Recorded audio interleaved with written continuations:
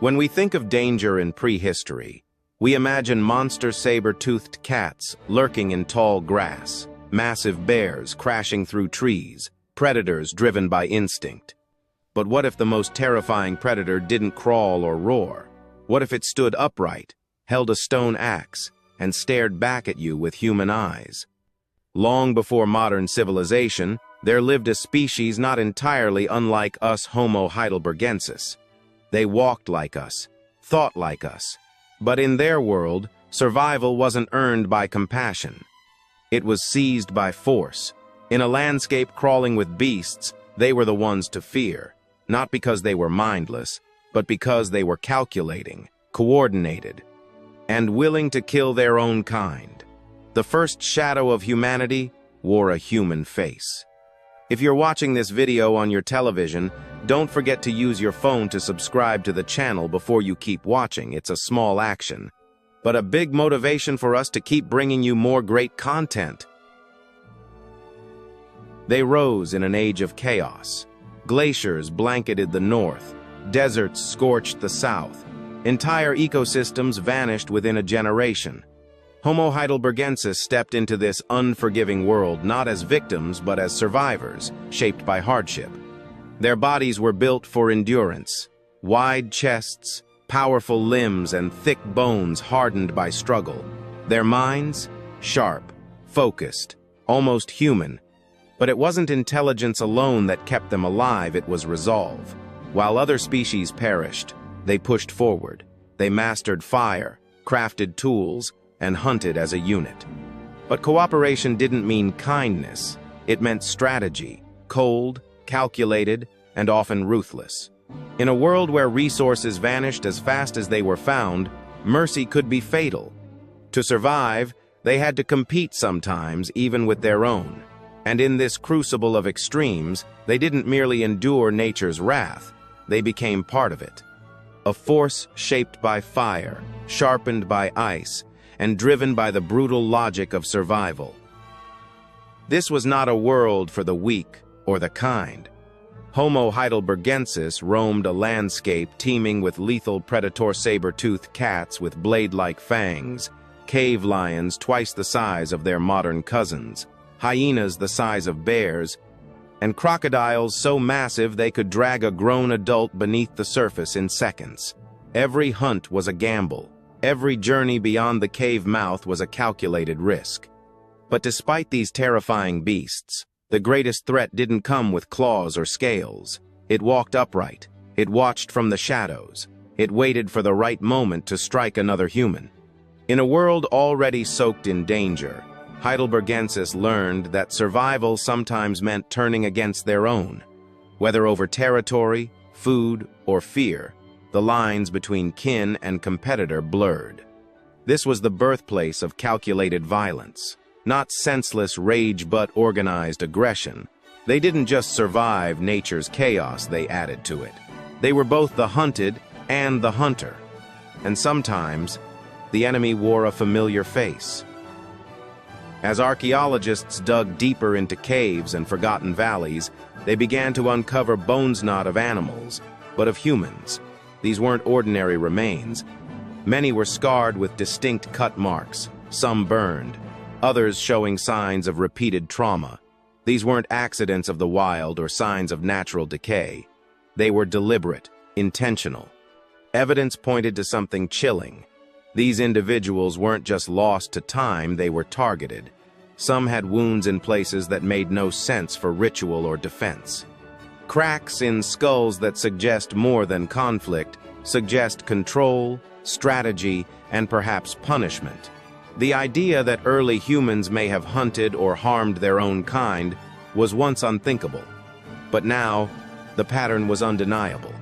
In the harsh reality of prehistoric survival, Homo heidelbergensis may have become the first species to turn predation inward, to view fellow humans not only as allies, but as threats or even resources. They didn't just face danger, they became it.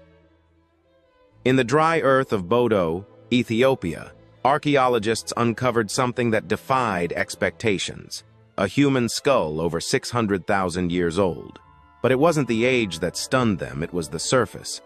Fine, deliberate cut marks covered key areas: the cheeks, the jawline, the sides of the neck. These weren't caused by animals, nor by environmental damage. They were the marks of toolstone, tools used with precision.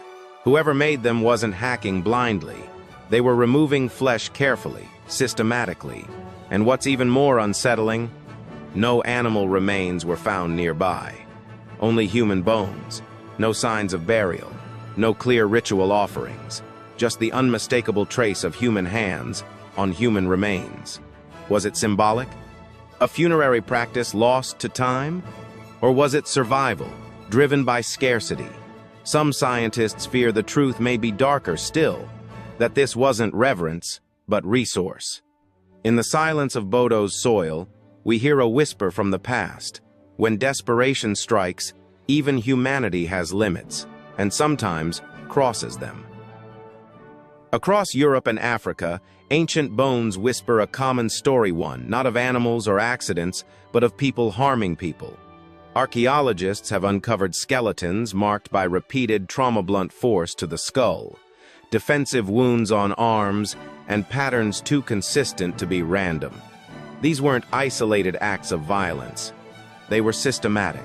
Homo Heidelbergensis may have been the first to turn conflict into coordination, the first to organize groups not just to hunt, but to fight. But these weren't wars of belief or borders. They were primal struggles for access to water, hunting grounds, and survival itself. In a world where food was scarce and competition fierce, every resource became a battlefield. Mates were few. Shelter was limited. Power wasn't inherited. It was taken. Violence became negotiation. And those who could plan, ambush, and dominate didn't just survive, they shaped the next generation. War, as we know it, didn't begin with kings or empires. It began with survival, and with the hands of humans turned against their own. High in the Atapuerca Mountains of northern Spain lies a place cloaked in mystery and death. Known as Cima de los Huesos, or the Pit of Bones, it is one of the most haunting archaeological sites ever discovered. More than 7,000 human bone fragments were recovered from the bottom of a deep shaft, representing at least 28 individuals. But these weren't careful burials. There were no signs of ritual, no protective structures, no ceremonial objects, only broken bodies cast into the dark. One skull, famously labeled Cranium 17, bore 2 distinct blows to the forehead, deliberate, forceful, and fatal. This was no fault. It was a targeted act of violence. Someone made sure the victim never stood up again, and still more questions remain. Why this place? Why so many? Some believe it was an early form of body disposal. Others suggest something more grim, a site of execution, or even sacrifice. Whatever the truth, the pit does not lie. It preserves not only bones, but evidence of a mind capable of killing with purpose. Amid the shattered bones at the bottom of the Pit of Bones, something unexpected was found. Lying undisturbed beside the human remains was a single-hand axe crafted, not for battle, but with extraordinary care. Made of rare red quartz, a material difficult to shape and even harder to find, it stood out in both beauty and intention. Researchers called it Excalibur, not for its mythical power, but for the mystery it carried. It showed no signs of use, no wear from cutting or combat. It was not dropped in, haste it was placed. Deliberately, respectfully, or perhaps regretfully. Was it a symbol of mourning, a ritual gesture, a final token from killer to victim? The blade holds no answers, only questions. In a world where survival often meant brutality, this object suggests something deeper: emotion, memory, maybe even guilt. The same hands that could strike with force may also have understood the weight of loss. Homo Heidelbergensis may have been capable of terrible things, but perhaps also of meaning, however dark it may have been. The bones don't just tell us that violence occurred, they reveal how precise it was. Many human remains from the Paleolithic period show cut marks located specifically at muscle attachment points, places where flesh connects to bone. These weren't random scratches or the chaotic signs of desperation. They followed a pattern, a method. Skin, muscle, and fat were removed in a deliberate sequence, almost textbook in nature. Whoever did this knew exactly where to cut, how deep, and in what order. This wasn't instinct, it was anatomical understanding. It suggests planning, experience, and a purpose beyond survival alone. This kind of butchery isn't about rage, it's about utility, perhaps even ritual, and that's what makes it so chilling. The hands that wielded the stone tools weren't trembling, they were steady, focused. Homo Heidelbergensis didn't just learn to use tools, they learned to use each other. In a time when knowledge meant life or death, even the body became a resource to be studied, stripped, and used. Cold. Controlled. Human. From a nutritional standpoint, human flesh simply doesn't add up. Compared to massive prey like mammoths or bison, the energy yield is minimal. The risk? Tremendous. So why would Homo Heidelbergensis turn to their own kind? The answer likely lies beyond hunger. Some scientists believe these acts were symbolic tools of control rather than survival. To consume another human may have sent a message. This is what happens when you betray, when you lose, when you're no longer useful. It may have been punishment, a display of dominance, even vengeance. The body became more than just flesh, it became power, a resource for asserting fear and authority. In this context, cannibalism wasn't just practical. It was political, social, strategic. A warning carved into muscle and bone. And in such a brutal landscape, that warning may have mattered more than calories. It wasn't about feeding the stomach. It was about feeding control. Homo Heidelbergensis didn't just fight to survive, they mastered the art of intimidation through acts few dared imagine. In the arid soils of prehistoric Kenya, scientists unearthed a shocking find, a 1.45 million-year-old human tibia carved, not by nature, but by intention. Deep, clean-cut marks lined the bone, as if someone had stripped flesh with precision. There were no large animal bones nearby, no signs of scavengers or burial, and no indication that this was part of a broader feast. Just a single human leg, processed like meat. The implications are disturbing. If confirmed, this would be one of the earliest known examples of human cannibalism. But what makes it chilling is the context. It wasn't desperation. It wasn't a pack of predators closing in. It was a decision. Someone chose to do this. In a world where every day was a struggle to survive, the lines between hunter and hunted blurred. And, sometimes, they disappeared entirely. The attacker and the victim may have shared language, shelterer, even blood. In that moment, empathy vanished. What remained was a brutal logic: consume or be consumed. In this world, mercy was a luxury no one could afford. Homo Heidelbergensis wasn't just brutal, they were brilliant.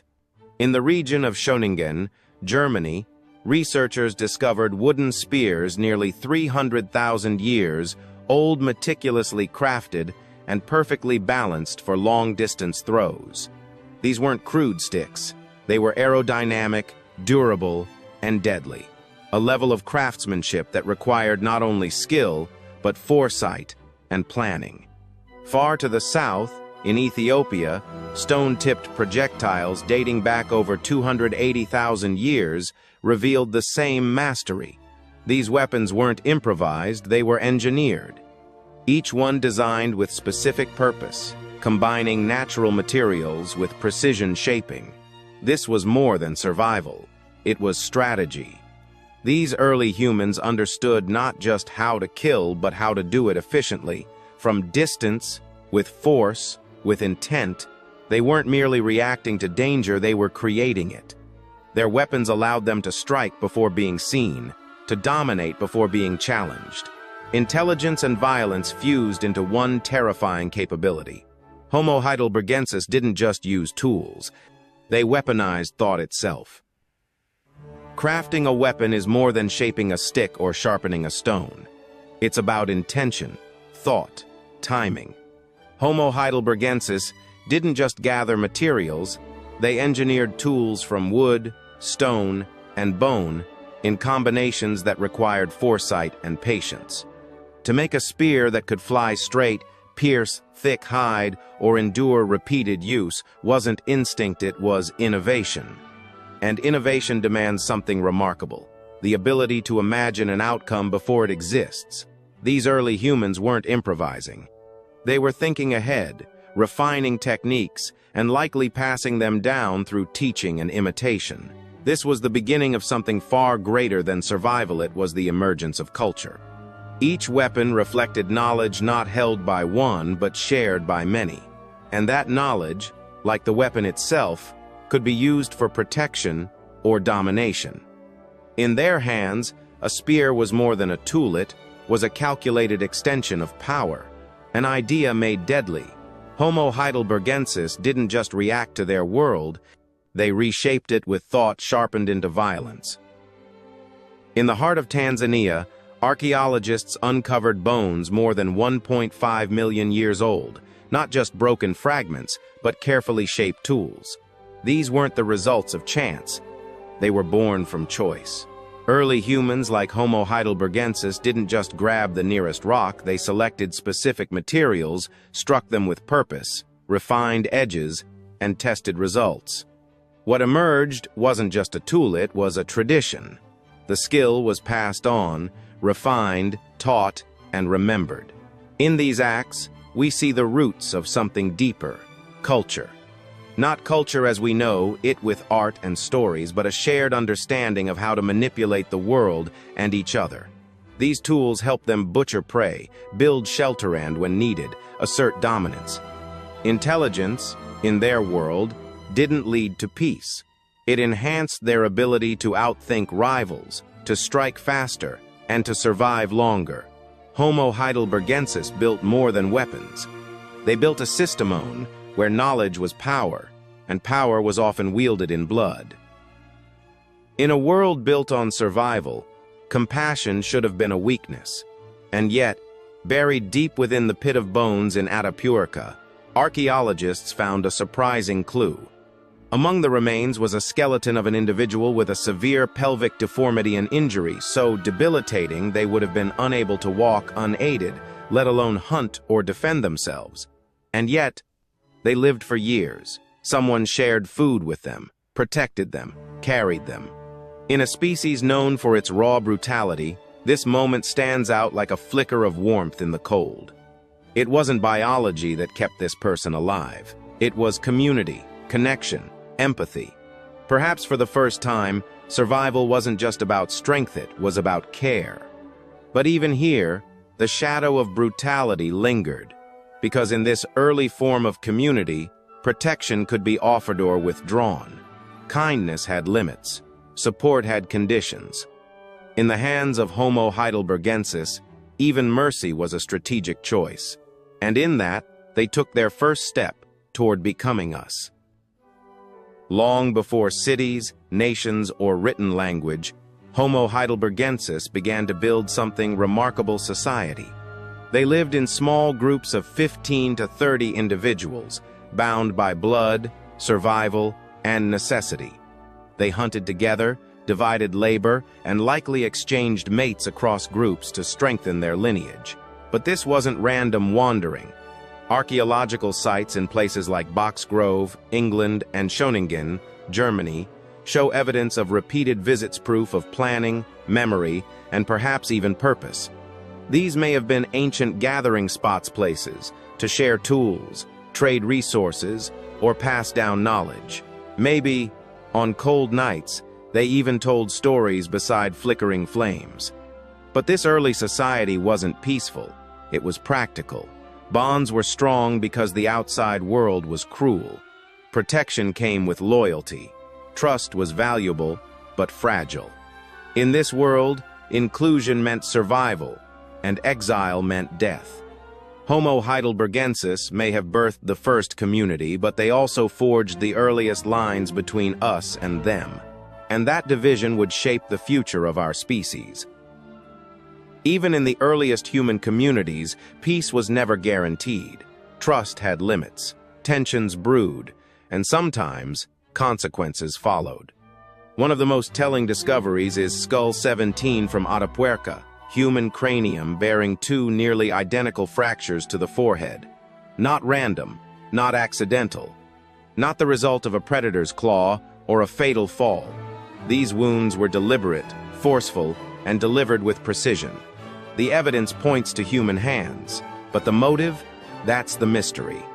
Was this an act of revenge, a punishment for betrayal, or something even more profound, a form of primitive justice? The existence of such violence suggests more than chaos. It suggests rules, expectations, and when those rules were broken, retribution followed. In a society just beginning to take shape, these moments may have marked the first attempts at social order. Not through written law, but through action, through fear, through consequences. Homo Heidelbergensis may have wielded not only tools and weapons, but judgment, and in doing so, they blurred the line between justice and vengeance. As populations grew and the climate shifted, scarcity became a constant. Rivers dried, herds migrated, safe shelters vanished. What remained wasn't shared, it was fought over. Groups of Homo Heidelbergensis began to clash, not out of rage or misunderstanding, but out of necessity. Access to water, control over hunting grounds, and dominance of fertile valleys became matters of life and death.